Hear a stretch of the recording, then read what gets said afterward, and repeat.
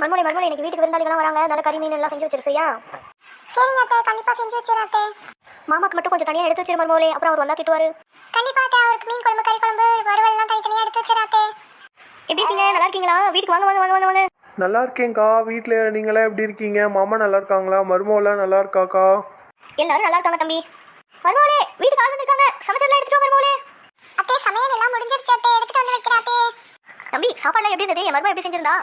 ரொம்ப சூப்பராக இருந்தது அக்கா. மருமவ நல்ல பொண்ணு, நல்லா சுவையாக சமைச்சிருக்காக்கா. நான் நல்லா கறி மீனுன்னு எல்லாம் நல்லா சாப்பிட்டேன் அக்கா. மருமகளே, உன்னை எவ்வளோ பாராட்டுறாங்க பத்தியா? ஆமாங்க அத்தை, ரொம்ப நன்றிங்க. சரி அக்கா, நான் வீட்டுக்கு போயிட்டு வரேன். நான் ஒரு வாரம் கழிச்சு வரேன்க்கா. பாய். எங்க வண்டிங்களா? வாங்க சாப்பிடலாம். வீட்டுக்கு தம்பி வந்திருந்தா, இப்பதான் வந்துட்டு வீட்டுக்கு கிளம்புனாங்க. அப்படியா? சரிடி. தம்பி நல்லா சாப்பிட்டானா?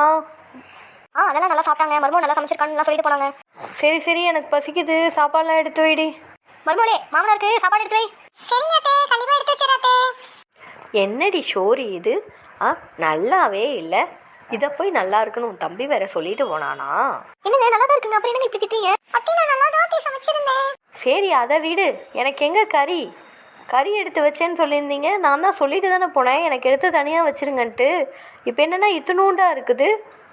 இதுதான் சமைச்ச லட்சணம், எனக்கு எடுத்து வச்ச லட்சணம். 2 பொம்பளைங்க வீட்டில் இருந்து ஒரு பிரயோஜனமே இல்லை. மருமகளே, மாமனாருக்கு நீ எடுத்து வச்சே இல்லையா? அத்தை, நான் எடுத்து வச்சேன் அத்தை.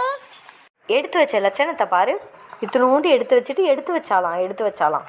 போ, எனக்கு சோறே வேணாம், போங்க. என்ன மருமகளே இப்படி பண்ணிட்டே? மருமகளே, அத்தை, நான் அப்படியெல்லாம் ஒன்றும் பண்ணல அத்தை, நான் எடுத்து தான் வச்சேன். இனிமே வீட்டில் நீ சமைக்காத. நீ ஒழுங்கா நீ எனக்காக நீயே சமைச்சு வச்சிரு. மருமவெல்லாம் சமைக்க விடாத. நம்மளாம் சமைக்கிறதே பெரிய விஷயம். நம்ம வீட்டிலலாம் எப்படி இருந்தோம், இங்கே வந்து இப்படி இருக்கோம். சமைச்சு வச்சு எடுத்து வச்சு இவங்க இப்படி பேசிட்டு போகிறாங்க, என்னமோ பேசிட்டு போகிறாங்க. நமக்கு தலையெழுத்து, நம்ம இப்படி தான் வாழணும் போல.